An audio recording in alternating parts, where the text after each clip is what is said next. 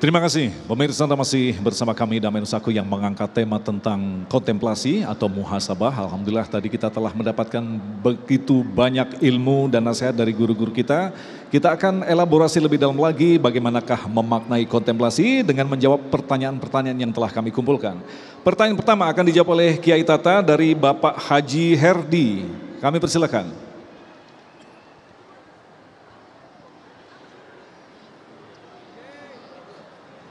Silakan Bapak. Bismillahirrahmanirrahim. Assalamualaikum warahmatullahi wabarakatuh.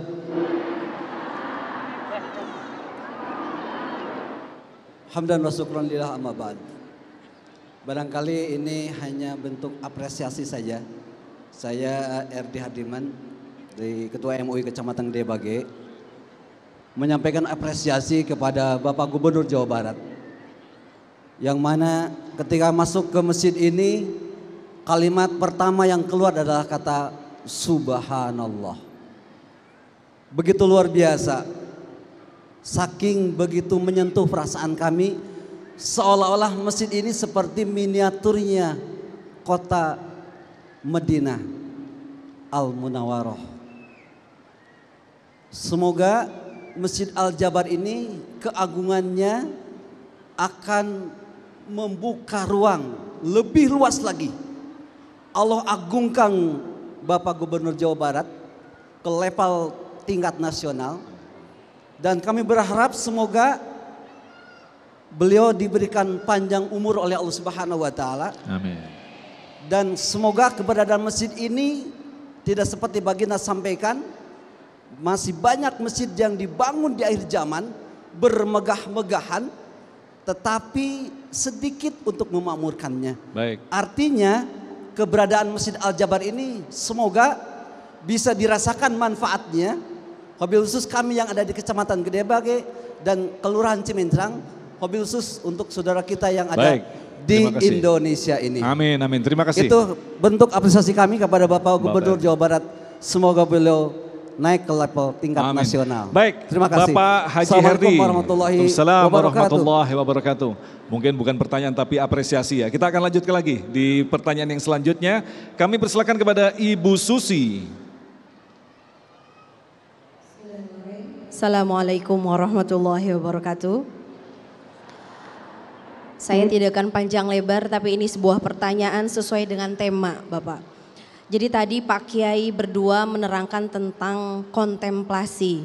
Saya ingin bertanya, apakah ada, tadi Pak Kiai Asep Anom menerangkan ulul albab yang zaman dahulu itu dicontohkan, mungkin salah satunya adalah Syekh Abdul Qadir Jailani.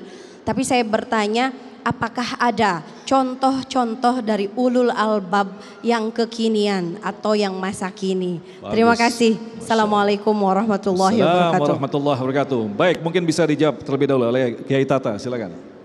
Alhamdulillah, pertanyaan yang sangat mencerahkan di depan gubernur kebanggaan kita, Kang Emil si ganteng kalem, ilmunya luas dan dalam, membuat ibu-ibu pada kesengsem, kayak kena pelet semar mesem. Satu di antara fungsi masjid itu kata Al-Quran, alladzi barokna haulahu. Masjid itu memberikan berkah. Berkah itu az-ziyadah wa munadzabah, bertambah dan berkembang. Masjid itu sebagai fungsi untuk memberkembangkan yang tanpa henti rizki, ilmu dan keberkahan hidup lainnya. Yang kedua, masjid itu juga berfungsi sebagai solusi problem kehidupan. Kita semua tahu ketika Nabi mengalami amul huzni, tahun-tahun penuh kesedihan, Allah berangkatkan dari Masjidil Haram ke Masjidil Aqsa. Jadi kalau kita lihat film India menghadapi masalah, mereka berangkat ke tempat ibadahnya. Ternyata Islam pun demikian. Ketika Nabi menghadapi masalah penuh dengan kepenatan dan tahun berkabung amul huzni, tahun kesedihan, Allah berangkatkan dari masjid ke masjid. Maka percayalah, ibu-ibu yang membawa masalah pulang dari masjid itu masalahnya hilang. Bapak-bapak yang berangkat masuk ke masjid ini bawa masalah, masalahnya itu hilang. Karena mengundang rahmat Allah yang ketiga yang paling efektif masuk ke masjid. Bukankah ketika kita masuk masjid kita baca doa, Allahumma ftahli abwaba rahmatika, ya Allah turunkan atau bukakan kepadaku pintu-pintu kasih sayangmu. Dan kemudian untuk mendekatkan diri kepada Allah yang efektif, efisien itu adalah berdiam diri di masjid, disebut i'tikaf. Maka begitu kita duduk di masjid yang indah ini, niatkan di hati, nawaitu an a'takifa fi hadzal masjidi taqarruban ilallah taala. Aku berniat i'tikaf di masjid ini untuk mendekatkan diri kepada Allah Subhanahu wa taala. Mudah-mudahan duduknya kita di masjid yang indah, duduknya di masjid yang sangat nyaman ini bukan hanya merasakan sensasi kenikmatan dan keindahannya, tetapi jamaliyah Allah kita dapatkan keindahan dan keakraban kita dengan yang Maha Rahman. Amin ya rabbal alamin. Nah, ya Asep, tadi pertanyaan menarik sekali dari Ibu Susi. Lantas bisakah kita menjumpai sosok yang konkret pada saat ini? Sosok seperti Abdul Qadir Jailani sebagai seorang ulul albab. Ya, kalau zaman dulu kita mengenal si Abdul Qadir seperti tadi contoh. Kalau di zaman sekarang banyak. Di Banten kita mengenal Abu Yamun Fasir, Abu Ya Muhtadi, ada juga Abu Ya Syar'i. Mereka contoh-contoh ulil albab di zaman sekarang. Di Jawa Tengah kita mengenal Habib Lutfi bin Yahya, ulul albab di zaman sekarang. Bahkan kita di Jawa Barat ini alhamdulillah kita punya contoh ulul albab di zaman kita saat ini ada di Jawa Barat. Abah Awas namanya. Kenapa mereka bisa mulai gelar ulul albab itu? Karena mereka seperti petunjuk tadi surah Ali Imran 190, 191, mereka sanggup menyeimbangkan antara fikir dan zikir. Sebab kalau orang hanya pandai berpikir, tidak mau berzikir, nanti kerjaannya nipu orang. Saya pernah ngobrol sama ibunda Kang Emil, namanya Mak Cik panggilannya. Selesai saya khutbah, saya ngobrol sama beliau. Kata beliau, saya tidak berdoa kepada Allah supaya anak saya jadi presiden. Saya tidak berdoa kepada Allah supaya anak saya jadi wakil presiden. Saya tidak berdoa kepada Allah supaya anak saya jadi gubernur. Tapi saya berdoa kepada Allah, seandainya Allah menakdirkan anak saya untuk jadi pemimpin, jadikan dia pemimpin yang adil, yang amanat, yang baik, maslahat untuk umat. Begitu kata beliau. Kenapa bisa begitu? Karena sanggup menyeimbangkan antara fikir dan zikir. Kalau hanya mikir, nipu orang. Zikir nggak mau mikir, ditipu orang. Nah ibu-ibu mau nipu apa mau ditipu? Makanya mikir dan zikir harus seimbang. Nih ibu-ibu tuh bahagia semua? Bahagia semua?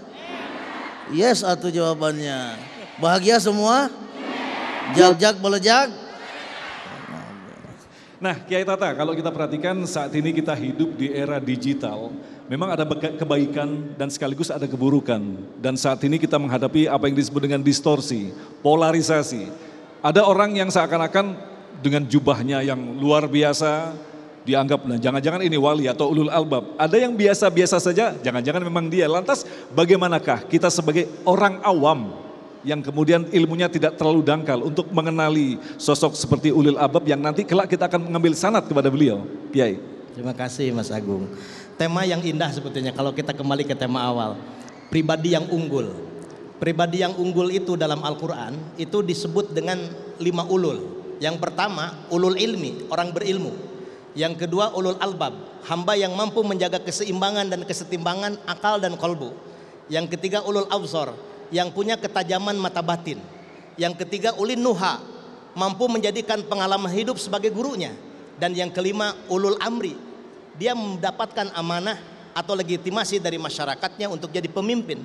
Dan kita tahu baginda Nabi ketika migrasi dari Mekah ke Yasrib, dirantau orang pun karena ketinggian akhlak, pekerti ilmu, adabnya, beliau dinobatkan sebagai pemimpin agama sekaligus pemimpin negara, didaulat oleh muhajirin dan ansor, bahkan masyarakat Madinah yang tidak seagama dengan beliau.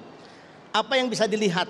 Sosok-sosok yang ulul ilmi, ulul absor, ulul albab, ulil nuha dan ulul amri itu orang awam tidak akan melihatnya, tetapi merasakan. Karena sebaik-baiknya pemimpin bukan yang bisa dilihat kepemimpinannya, tapi yang dirasakan kepemimpinannya. Hidupnya seperti garam yang tidak memperlihatkan warna tapi menghadirkan rasa. Itulah pemimpin yang mendahulukan fungsi sebelum posisi.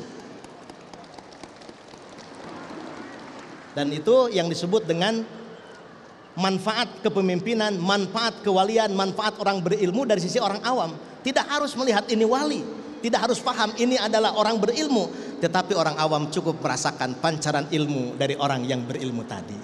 Bahkan Kiai Asep, kemanfaatan pun ketika orang sebagian merasakan bahwa ini manfaat, tapi sebagian lain merasakan saya kok masih merasa kurang. Nah ini kan artinya harus kita akomodir perbedaan-perbedaan dalam memaknai sebuah kemanfaatan, Kiai. Ya, kaitannya dengan kontemplasi ya. Makanya Syekh Nawawi itu dalam kitab Nasoihul Ibad, kontemplasi itu ada 5. Ada 5 kontemplasi. Satu, kontemplasi kita berpikir, kita merenungi ayat-ayat Allah. Keagungan-keagungan Allah lewat ayat-ayat Allah. Yang kedua, kita kontemplasi terhadap pemberian atau nikmat-nikmat dari Allah. Yang ketiga, kita kontemplasi terhadap janji-janji Allah, bahwa kalau kita begini akan begini, kalau begini akan begini. Kemudian kita juga yang keempat kontemplasi terhadap balasan-balasan dari Allah, azab. Dan yang terakhir adalah kontemplasi terhadap kekurangan. Inilah yang disebut dengan muhasabah atau introspeksi. Nah, dari introspeksi ini maka kita akan melahirkan perbaikan-perbaikan untuk masa yang akan datang. Dan kalau perbaikan itu terjadi, maka tentu hidup kita akan manfaat. Kang Emil selalu mengatakan khairun nas anfa'uhum linnas. Sebaik-baik manusia adalah yang manfaat untuk yang lain. Baik, terima kasih Kiai Asep, dan kita masih menyimpan beberapa pertanyaan lagi. Kita akan lanjutkan selepas pesan-pesan berikut ini. Damai Indonesiaku.